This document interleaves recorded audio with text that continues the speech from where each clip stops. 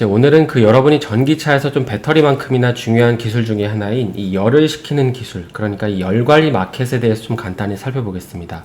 사실 열 관리라는 게 관심이 없으면 잘 모르실 수도 있는데, 근데 이제 최근에 이쪽 마켓에서 조금씩 얘기가 나오는 게 있어서 이번에 한번 이제 공부를 해보시면 좀 도움이 될 것 같은데요. 근데 이제 이걸 먼저 이해하기 위해서 이 현재 전기차에 사용되는 리튬이온 배터리를 잠깐 이해를 하고 넘어가야 되는데, 현재 이 리튬이온 배터리의 방향성을 보면 여기 이제 기사에서 보시는 것처럼 작년에 이제 이건 테슬라 배터리 데이에서 한 얘기인데, 이제 혁신 소재를 통해서 이제 배터리 성능은 높이고 가격은 절반으로 낮춰서 결국에는 이제 차량 가격을 이제 반값으로 낮추겠다는 거죠. 그래서 지금만 놓고 보면 이러한 목표는 현재 시장에서는 좀 달성할 수 있을 거라고 보고 있긴 합니다. 그래서 현재 이 목표를 좀 달성하기 위해서 국내 기업들 같은 경우에는 이제 LG 에너지 솔루션이나 SK 이노베이션, 그리고 삼성 SDI 같은 이런 규모의 경제가 좀 실현 가능한 기업들을 중심으로 그 주변 어떤 밸류 체인에 연결되어 있는 기업들까지 같이 이렇게 성능 개선을 위해서 노력을 하고 있는 상태라고 보시면 됩니다.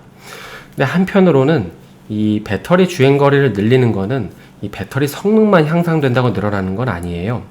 왜냐하면은 이 배터리 성능 자체가 늘어나서 전기차 주행거리가 늘어나는 방식도 있는데, 한편으로는 낭비되는 전력을 잘 관리만 해도 그걸 고스란히 주행거리에 사용할 수 있기 때문입니다. 그리고 그 방식이 최근에는 이쪽 부분에서 좀 해자가 나오고 있는데, 바로 이제 이 기사인데요. 이거는 일본의 다이킨이라는 일본의 최대 공조 장치 회사와 관련된 내용인데, 여기 이제 기사의 내용을 쭉 보시게 되면 이 회사가 전기차용 에어컨 냉매 신제품을 개발했다고 합니다.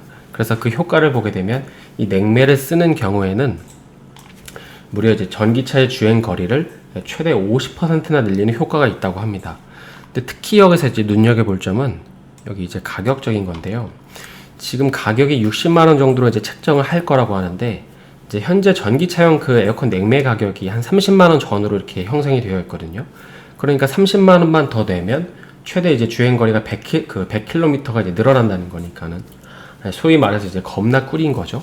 왜냐하면은 이게 만약에 배터리에 뭘 넣고 또 추가하고 이러려면 이제 기술 개발도 해야 되고 또 시제품 테스트도 해야 되고 양산한 이런 비용까지 해서 이제 몇 배 이상의 비용이 들어가는데, 이거는 지금 이 기술 같은 경우에는 다른 데서 소모되는 배터리 전력을 30만 원만 더 내면 획기적으로 이제 줄여준다는 것이기 때문에, 그리고 그 거리가 무려 100%나 이제 줄여주기 때문입니다.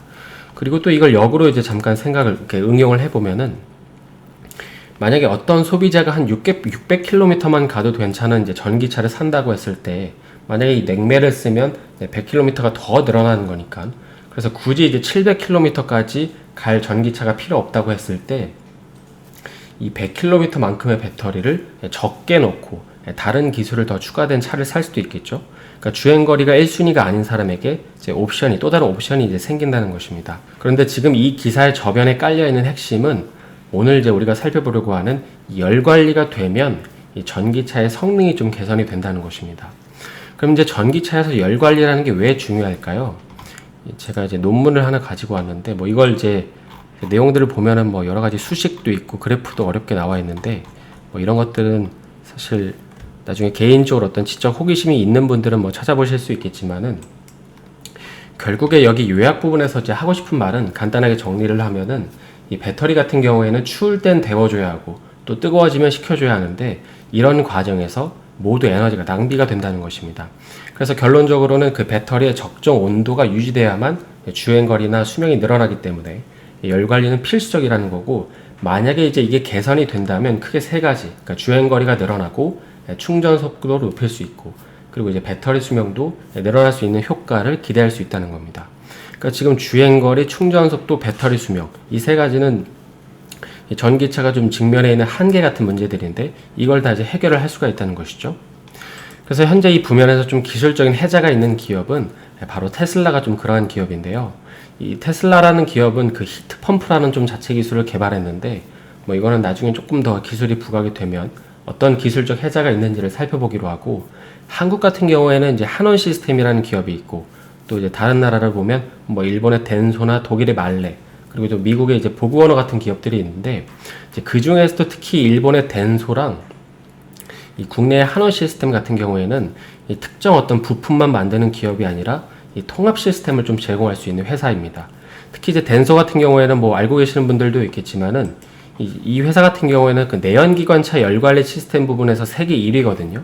근데 지금 고객사인 이 도요타가 아직까지 좀 전기차 시장에서 좀 빛을 발하지 못하고 있기 때문에 좀 덜 알려졌지만, 결국에는 이제 도요타가 커지면 이제 이 회사도 좀 좋아질 부분들이 많이 남아있다고 보고 있긴 한데, 그래서 이제 정리를 해보면 이 열관리 시장 같은 경우에는 자체적으로 기술 개발에 성공한 회사는 이제 테슬라, 그리고 일본의 덴소, 그리고 마지막으로 이제 한국의 그 한원 시스템 정도가 전 세계에서 이 열관리 시스템 생태계를 잘 구축해 놓은 기업이라고 보시면 될 것 같습니다.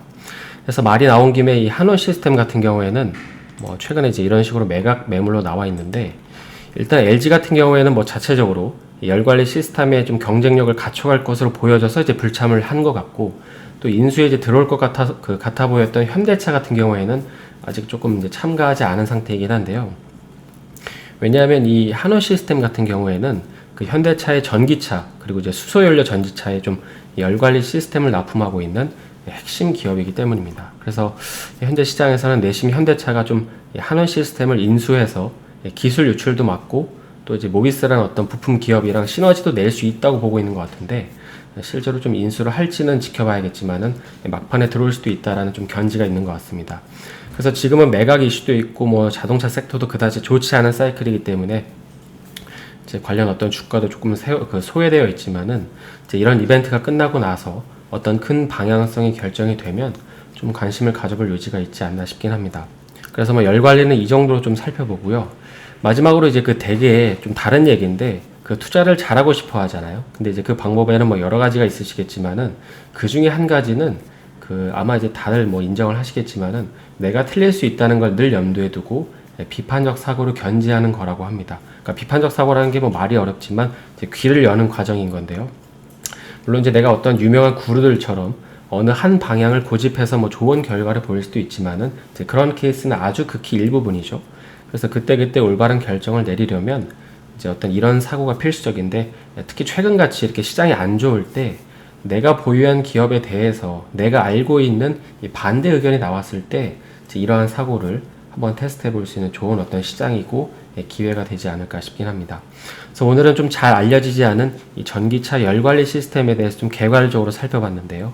이제 남은 하루 마감 잘 하시고 저는 내일 다시 인사드리겠습니다. 오늘 영상이 도움이 되셨다면 좋아요와 구독 부탁드립니다.